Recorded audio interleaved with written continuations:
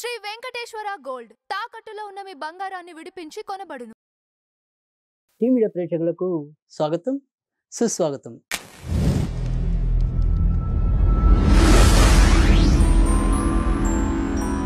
దినదర్శిని కార్యక్రమంలో సెప్టెంబర్ 15వ తారీఖు సోమవారం పంచాంగం, ఫలితాలు, పరిహారాలు, ఈ రోజుకున్న విశిష్టతలు ఇలాంటివి తెలియచెప్పే ప్రయత్నమే దినదర్శిని.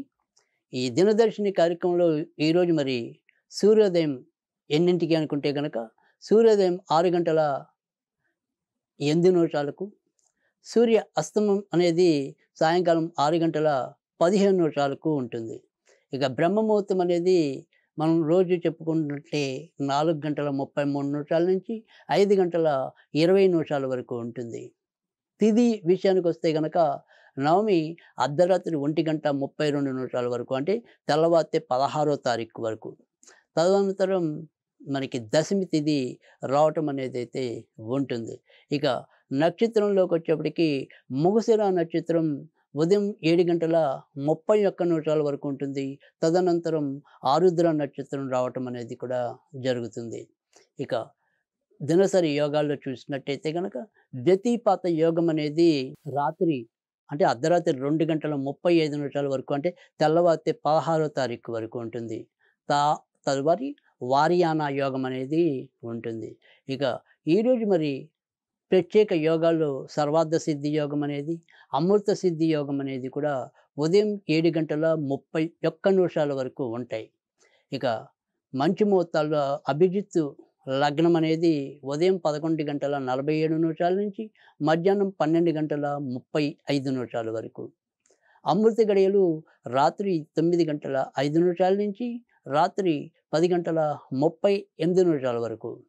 ఇక విజయ మొత్తం మధ్యాహ్నం 2 గంటల 12 నిమిషాల నుంచి మధ్యాహ్నం 3 గంటల 1 నిమిషం వరకు. ఇక దుర్ముహూర్తాల విషయాలకు వస్తే కనుక వర్జం అనేది మధ్యాహ్నం 3 గంటల 39 నిమిషాల నుంచి సాయంకాలం 5 గంటల 12 నిమిషాల వరకు ఉంటుంది. దుర్ముహూర్తం ఈరోజు సోమవారం కనుక 2 సార్లు ఉంటుంది. మధ్యాహ్నం 12 గంటల 35 నిమిషాల నుంచి 1 గంట 24 నిమిషాల వరకు ఒకసారి, మళ్ళీ పునః 3 గంటల 1 నిమిషం నుంచి 3 గంటల 49 నిమిషాల వరకు ఉంటుంది. ఇక రాహుకాలం అనేది ఉదయం 7 గంటల 38 నిమిషాల నుంచి ఉదయం 9 గంటల 8 నిమిషాల వరకు ఉంటుంది. ఇక ఈరోజు మరి ఏదైనప్పటికీ కూడా తారాబలం కనుక చూసుకున్నట్టయితే మృగశిర నక్షత్రం అనేది కేవలం ఉదయం 7 గంటల 31 నిమిషాల వరకే ఉంటుంది.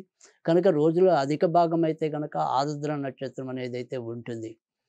కానీ ఇప్పుడు మనం చెప్పబోయే ఏవైతే తారాబలం అనేది ఉందో అది ఉదయం 7 గంటల 31 నిమిషాల వరకే మనం గ్రహించాలి.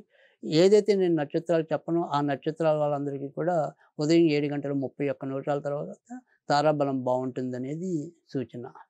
ఇప్పుడు మరి మేషరాశి విషయానికి వస్తే కనుక భరణి నక్షత్రం, వృషభ రాశి విషయంలోకి వస్తే కనుక రోహిణి నక్షత్రం, మిథున రాశి విషయానికి వస్తే కనుక ఆరుద్ర పునర్వసు నక్షత్రం, కర్కాటక రాశి విషయానికి వస్తే కనుక మరి పునర్వసు 4వ పాదము ఆశ్లేష నక్షత్రానికి అనుకూలం. సింహరాశి విషయానికి వస్తే కనుక కేవలం పుబ్బ నక్షత్రానికి అనుకూలం.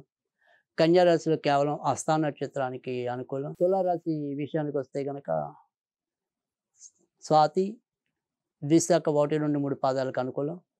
వృశ్చిక రాశిలో జ్యేష్ఠ నక్షత్రం, విశాఖ 4వ పాదం. ధనురాశిలో పూర్వాషాఢ, మకర రాశిలో శ్రవణం, కుంభరాశిలో శతభిషం, పూర్వభద్ర. మరి చివరిదైన మీనరాశిలో రేవతి, పూర్వభద్ర 4వ పాదాల వారికి ఈరోజు తారాబలం 7 గంటల 31 నిమిషాల వరకు అనుకూలం. ఇక దిన ఫలితాల్లోకి వస్తే కనుక ఈరోజు మేషరాశి వాళ్ళు ఆరోగ్య విషయంలో శ్రద్ధ వహించాలి. చిన్న చిన్న ప్రమాదాలు జరిగే సూచనలు అయితే కనిపిస్తున్నాయి. తోడబట్టిన వారితో ఒకరోజు ఉన్న మైత్రి మరొక రోజు కొనసాగించలేకపోవచ్చు. ఉత్తర ప్రత్యుత్తరాలప్పుడు శ్రద్ధ తీసుకోవాల్సిన అవసరం అయితే ఉంటుంది. మధ్యవర్తిత్వాలకి ఈరోజు ఎంతో కొంత దూరంగా ఉండటం అవసరం. వృషభ రాశి వృషభ రాశి వారికైతే గనక ఈరోజు అధిక ధన వ్యయం అనేది కనిపిస్తుంది. భార్యాభర్తలు మొదట కొంతవరకు వాదించుకున్నప్పటికీ కూడా చివర ఒక అభిప్రాయానికి రావటం అనేది అయితే కనిపిస్తుంది.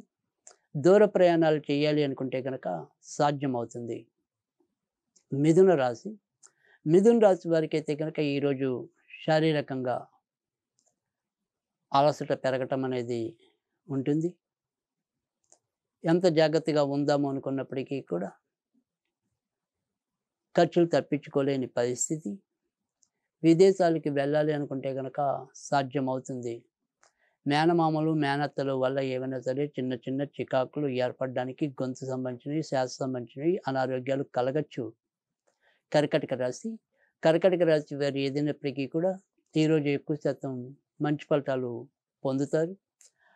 ఆరోగ్య విషయంలో మాత్రం ఏవో రకమైన చికాకులు అయితే కలుగుతాయి. ఇటు ఊపిరితిత్తులకు సంబంధించినవి కానీ, తర్వాత అప్పటికప్పుడు ఏదైనా ఏర్పడే ఇన్ఫెక్షన్స్ కానీ కొంత మీ మీద ప్రభావం చూపించవచ్చు. ఇతరత్ర మరీ చెప్పుకోదగిన ఇబ్బందులు అయితే ఈరోజు ఉండవు. సింహరాశి. సింహరాశి వారికి ఈరోజు ఎక్కువ శాతం అనుకూలత అనేది కనిపిస్తుంది. ఇటు ఆర్థికంగా పురోభివృద్ధి, వృత్తి ఉద్యోగాల్లో కీర్తి ప్రతిష్టలు, కొత్త వస్తువులు కొనుగోలు, ఉన్నవి ఏమైనా సరే అమ్ముకోవాలన్నా కూడా సాధ్యమవటాలు, ఇలా ఎలా చూసుకున్నప్పటికీ కూడా ఏ విషయంలో అయినా సరే కొంత చిన్న చిన్న అష్టమ శని వల్ల ఇబ్బందులు ఉన్నప్పటికీ కూడా ఎక్కువ శాతం అయితే కనుక ఈరోజు మంచి రోజుగానే మనం అభివర్ణించాల్సి ఉంటుంది. కన్యా రాశి. కన్యా రాశి వారికి అయితే కనుక ఈరోజు ఆర్థిక అంశాల్లో అంటే మనం బయటికి ఇచ్చిన విషయాల్లో కొంతవరకు జాగ్రత్తగా ఉండాలి. ఆల్రెడీ ఇప్పటికే ఏదైనా సరే కోర్టుకు సంబంధించిన వ్యవహారాల్లో ఇబ్బంది పడే వాళ్ళకి కొంత ఇబ్బందులు అయితే ఇవాళ కూడా ఇంకా ఎక్కువగానే ఉన్నాయి కనిపిస్తున్నాయి. తర్వాత వాహనాలు అవి నడిపేప్పుడు కూడా కొంతవరకు జాగ్రత్తగా తీసుకోవాలి. ఈ 3 అంశాలని పక్కన పెడితే మిగతా అంశాలన్నీ కూడా ఈరోజు చాలా పురోభివృద్ధిలోకి రావటం అనేది. తర్వాత ఏదైనా సరే మనం ఆర్థిక సహాయం కోసం ఎదురు చూస్తుంటే గనక అంటే మనం రుణం ఇచ్చింది రాబట్టుకోవటం అనేది కాదు. మనం ఏదైనా సరే ఆర్థిక సహాయం కోసం చూస్తున్నట్టయితే కనుక అది కొంతవరకు ముందుకెళ్ళే పరిస్థితి అయితే కనిపిస్తుంది. తులారాశి. తులారాశి వారికి అయితే కనుక ఈరోజు ఎక్కువ శాతం మంచి ఫలితాలు ఉంటాయి. ఏదైనా సరే భార్యాభర్తల మధ్య సమన్వయం పెరుగుతుంది. తర్వాత కొత్తగా పెళ్లి కావాలి అనుకునే వారి ప్రయత్నాలు కూడా ఎంతో కొంత పురోభివృద్ధిలోకి రావటం అనేది అయితే ఉంటుంది. వృశ్చిక రాశి. వృశ్చిక రాశి వారికి అయితే కనుక ఆరోగ్య విషయంలో కొంతవరకు జాగ్రత్త తీసుకోవాలి. క్షణికావేశం పెరుగుతుంది. తర్వాత తొందరపాటు నిర్ణయాల వల్ల కూడా కొంతవరకు నష్టపోయే సూచనలు అయితే కనిపిస్తున్నాయి. మూర్ఖత్వాన్ని తగ్గించుకుని ఏది మంచి ఏది చెడు గ్రహించగలిసిన సామర్థ్యం పెంచుకోవాల్సిన అవసరం కూడా ఎక్కువగా కనిపిస్తుంది. ధనుర్రాశి. ధనుర్రాశి వారికి అయితే కనుక ఈరోజు అనుకోని ప్రయాణాలు కలగవచ్చు. బంధుమిత్రాదులతో చిన్న చిన్న మనస్పర్ధలు ఎదురయ్యే ప్రమాదాలు లేకపోలేదు. ప్రేమ పెళ్లి కోసం వేచి ఉంటే కనుక వారి ప్రయత్నాలు అయితే కనుక ముందుకెళ్తాయి. దూర ప్రాంతాలకు వెళ్ళాలనుకుంటే కనుక సాధ్యమవుతుంది. మకర రాశి. మకర రాశి వారికి అయితే కనుక ఈరోజు సంతానపరంగా ఏమైనా సరే ఖర్చులు పెరిగే సూచనలు అయితే కనిపిస్తున్నాయి. ఆకస్మికంగా తొందరపాటుతో తీసుకునే నిర్ణయాలు వికటిస్తాయి. మొత్తం మీద అయితే కనుక మిశ్రమ ఫలితాలు ఈరోజు చోటు చేసుకుంటాయి. కుంభరాశి. కుంభరాశి వారికి అయితే కనుక ఈరోజు పెద్దగా పురోభివృద్ధి అయితే ఉండదు. గత 2-3 రోజులతో పోలిస్తే కొంత ఉద్యోగాల్లో ఒత్తిడి తగ్గటం అనేది అయితే ఉండొచ్చు. కానీ ఇతరత్ర మీ మీద ఇప్పటికే మోస్తున్న ఆర్థిక భారం ఏదైతే ఉంటుందో ఆర్థిక భారం మరింత జటిలమయ్యే పరిస్థితి అయితే కనిపిస్తుంది. ఇటు ఆరోగ్య విషయంలో కూడా ఎముకలు, నరాలు, కీళ్ళు వీటికి సంబంధించిన ప్రభావం ఎక్కువగా మీ మీద ఉంటుంది. మీనరాశి. మీనరాశి వారికి ఈరోజు కూడా యోగవంతమైన రోజుగానే చెప్పాల్సి ఉంటుంది. ఇతరుల సహాయ సహకారాలు మీకు లభిస్తాయి. ఆర్థికంగా కొంతవరకు పురోభివృద్ధిలోకి రావడానికి మీరు చేసే ప్రయత్నాలు సఫలీకృతం కావడానికి ఆస్కారం ఎక్కువగా కనిపిస్తుంది. కోర్టుకు సంబంధించిన వ్యవహారాలు ఏమైనా ఉంటే వాటి విషయంలో కూడా ఎంతో కొంత పురోభివృద్ధి సాధిస్తారు. ప్రత్యక్ష అమ్మకాల్లో ఉన్న వాళ్ళకి ఈరోజు మరింత అభివృద్ధిదాయకంగా ఉంటుందని చెప్పడంలో సందేహం లేదు. ఇక ఈరోజు మనకి కనుక చూసుకున్నట్టయితే కనుక ప్రత్యేకంగా ఈరోజు ఏమీ విశిష్టతలు లేకపోయినప్పటికీ కూడా మరి సోమవారం రాహు నక్షత్రం అనేది మనకి ఉదయం 7:31 నుంచి జరిగింది. ఇంచుమించుగా మనకి అదే సమయంలో సోమవారం నాడు రాహుకాలం అనేది ఉంటుంది. ఆరుద్ర నక్షత్రం అనేది శివుడికి చాలా ప్రీతికరమైనది. కనుక ఈ 7:30 నుంచి ఇంచుమించుగా 9 మధ్య ఏదైనా సరే మనం శివుడికి సంబంధించిన ఆరాధన చేసుకుంటం వల్ల కూడా ఈరోజు విశిష్టమైన ఫలితం దక్కడానికి, అలాగే శక్తి ఉన్న వాళ్ళు ఈరోజు ఏదైనా సరే శివుడికి అభిషేకం చేసుకోవటం, అలాగే మనం ఏదైనా సరే ఈ గ్రహణం తాలూకు మనం ఏదైనా సరే చేయలేకపోయిన అంశాలు ఉంటే గనక శాంతులు గాని అలాంటివి. ఈరోజు వాటన్నిటికి కూడా మనం ఏమైనా దానాలు ఇలాంటివి ఏమి ఇవ్వకపోయినా కూడా ఈరోజు చక్కగా మనం ఏదైనా సరే ఒక రుద్రాభిషేకం, రుద్రాభిషేకం, ఉత్తి శివాభిషేకం ఇలా ఏది చేసినప్పటికీ కూడా అది మనకున్న దోషాలన్నింటినీ కూడా తొలగించడానికి ఎంతో కొంత సహాయపడుతుంది. కనుక ఏదైనప్పటికీ కూడా మనం ఏదైనా దగ్గరలో శివలింగాలు ఇలాంటివి మనకున్నప్పుడు మరి పాలు, కొంతవరకు మినపొడి అంటే మినుములు కొద్దిగా మనం పొడిలాగా చేసి ఈ పాలలో కలిపి ఎక్కడైనా సరే శివలింగం మీద పోసొచ్చినట్టయినట్టు కూడా మంచి ఫలితాలు రావడానికి ఉంటుంది. అలాగే ఈరోజు ఓం సోం సోమాయ అనేది చదువుకోవటం, లేదా ఓం సోమాయ సోమశేఖరాయ నమః అనేది చదువుకోవటం వల్ల కూడా మంచి ఫలితాలు సంప్రాప్తిస్తాయి.